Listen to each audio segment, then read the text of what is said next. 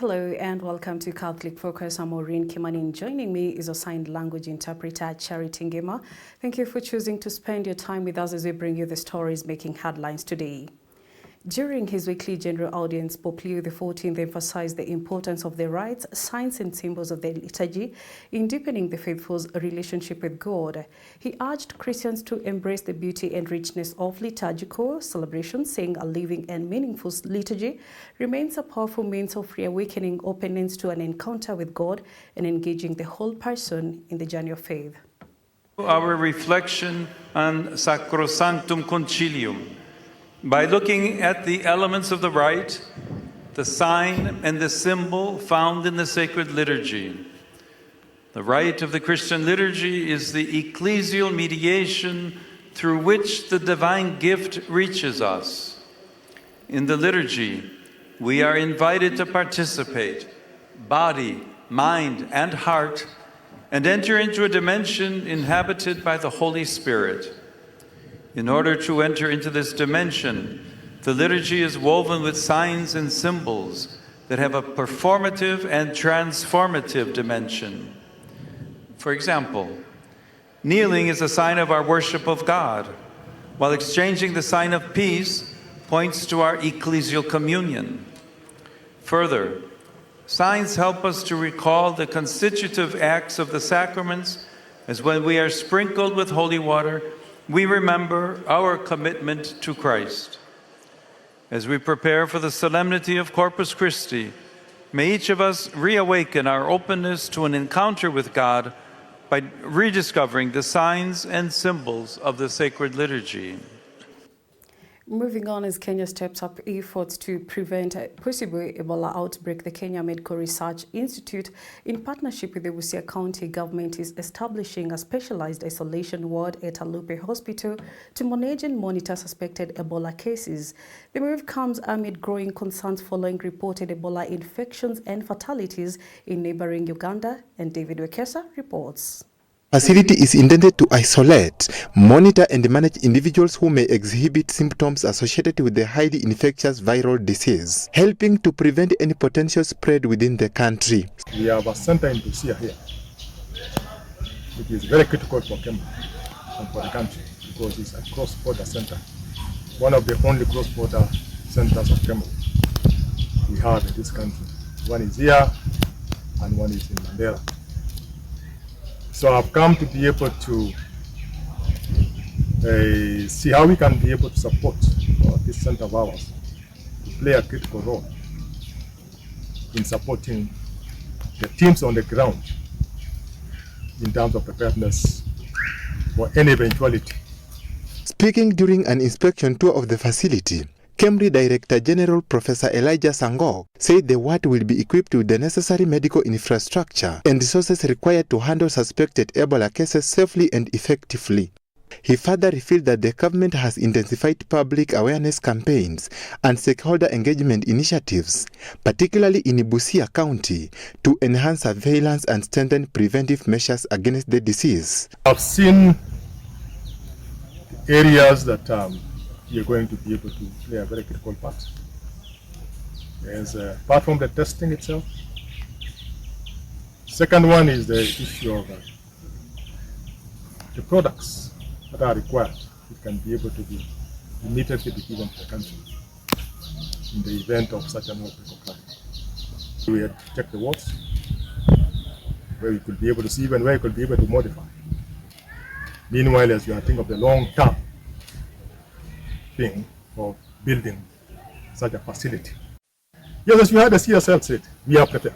Authorities have assured residents that all necessary precautions are being taken to safeguard public health and prevent the virus from crossing into Kenya. It is a multi-time. One is urgently, case like that happens, the ministry has made arrangements that there will be isolation, maybe temporary isolation tents. Then afterwards, right now, we come to the hospital, but as in Cambridge, we are preparing for the long term. And that is when we are saying, first innovate that, then as we are trying to build the hospital. Reporting for Catholic Focus, I'm David Wekesa. Away from that, residents from across Mombasa County have launched the Jamvila Ardhi Makao na Mazingira movement, a grassroots platform aimed at addressing land, housing and environmental challenges affecting local communities. The movement brings together 26 communities grappling with land disputes, forced evictions, housing insecurity and environmental concerns, and seeks to advocate the lasting solutions through engagement with government and constitutional bodies. Take a listen. Tumekuja pamoja kama jamii, wale ambao wameathirika na mambo ya land, wale ambao wanaathirika na mambo ya housing, na wale ambao wanaathirika pia ambao tuko pamoja nao na mambo ya mazingira. Kuja kwetu pamoja ni kuhakikisha kwamba tunapigana sote kwa sauti moja na tunasaidiana sote tukienda barabara moja. Maana tumeona pia viongozi wetu mara nyingi hawatusikizi na hawatusaidii. Na unapata shida zingine ni zatoka ukoloni. Mambo ya land inatoka ukoloni na mpaka sasa hii janga kama hili halijatatuliwa mpaka sasa. So tumesema wacha tuje pamoja tuweza kusukuma hizi taasisi za serikali tukiwa pamoja. Kama ni ofisi tuenda sote tukiwa pamoja ili wajue kwamba jamaa na jamii zimechoka. Zimechoka kungojwa na zimechoka kufurushwa kwa manyumba na majumba ili hali wengine wanajitajirisha na hii mali ya umma. Tuone kwamba viongozi wetu wametoa mikakati maalum ya kubadilisha swala la ardhi na swala la makao na swala la mazingira katika gatuzi la Mombasa 001. Hiyo ndio sababu tumefika hapa kujiunga pamoja na hizi communities 26 kuwaunga mkono ili waweze kupiga hatua kuona kwamba haki zao zimeheshimika. Na kutoka hapa tutatembea na wao tuingie katika ofisi ya senator wetu tuzungumze na yeye. Tuingie katika county assembly tuzungumze nao. Tuingie katika ofisi ya governor, ofisi ya national assembly, maofisi yote, ofisi ya National Land Commission ambao wako hapa, tuwe na mazungumzo, tuwaulize swali moja tu, je, mikakati ambayo mpo nayo ni gani? Because for a long time these communities have been subjected to abuse. They have been subjected to tokenism. And we are saying this Madaraka away with tokenism, and in comes a comprehensive land reform program in Mombasa County, a comprehensive housing program in Mombasa County, a comprehensive environmental program in Mombasa County. Sisi tumechoka kuishi katika hali ya takataka. Sisi ni binadamu na sisi ni binadamu ambao wako na hadhi. Tunaomba hii serikali ya ugatuzi iache hii mambo ya demolitions na evictions ambayo zimezidi Mombasa na grabbing of land. Hizi estates zote ni kuibiwa, zinaibiwa. Tukidanganywa tuwajengewa manyumba ati tutafaidika, isipokuwa ni wenyewe wamejipanga kutunyang'anya mashamba. Hili jambo. In other news, concerns are being raised by the Kenya National Commission on Human Rights over delays in the disbursement of a 2 billion shilling compensation fund for victims of protest across the country.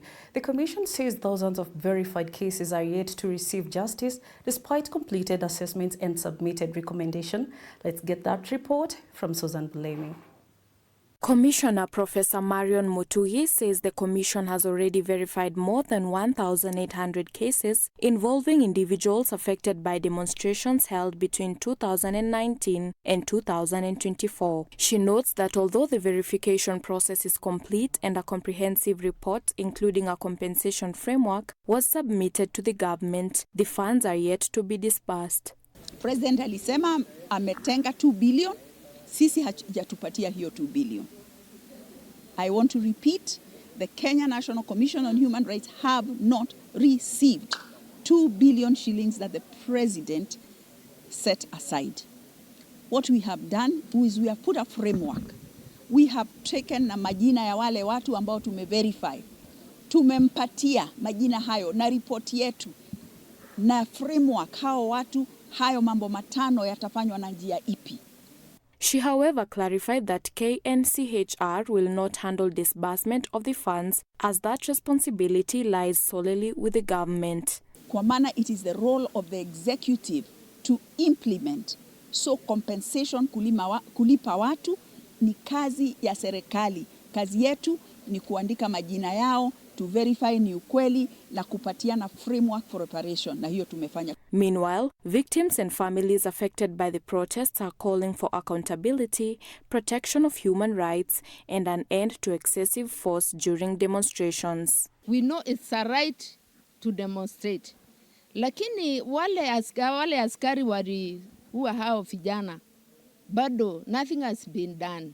So kwa serikali yetu nataka kusema hivi, ni vizuri sheria ifuatiliwe. It is taking too long for this justice to be done. Hata kama tumeambiwa serikali imekubali kulipa hao vijana wa 2024 na wa the current, kulipa si kitu muhimu sana, because those who died will never come back even if they are paid, and there is no amount of money which is equivalent to the life of a person. So as a community member and as a mother, it is too painful killing a young man mwenye amefikisa age hata hajaoa na nini, yani huyo mtoto anasaurika hivyo, alafu serikali inasema inariba huyu mtoto. Kama mama ni uchungu sana.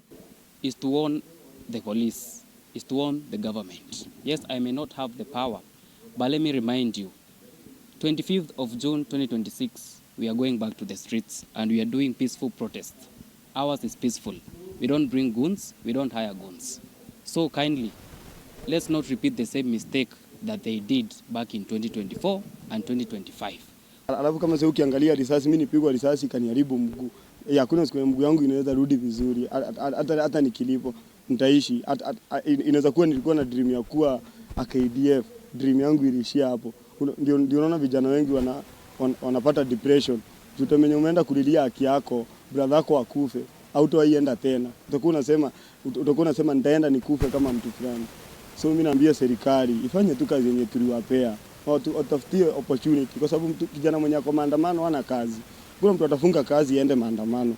Reporting for the Catholic Focus, Capuchin TV, I'm Susan Bulemi. And we hope that justice will prevail to those families that are affected. And that brings us to the end of Catholic Focus. Thank you for watching. I'm Maureen Kimani, and our signed language interpreter has been Charity Ngima. See you next time.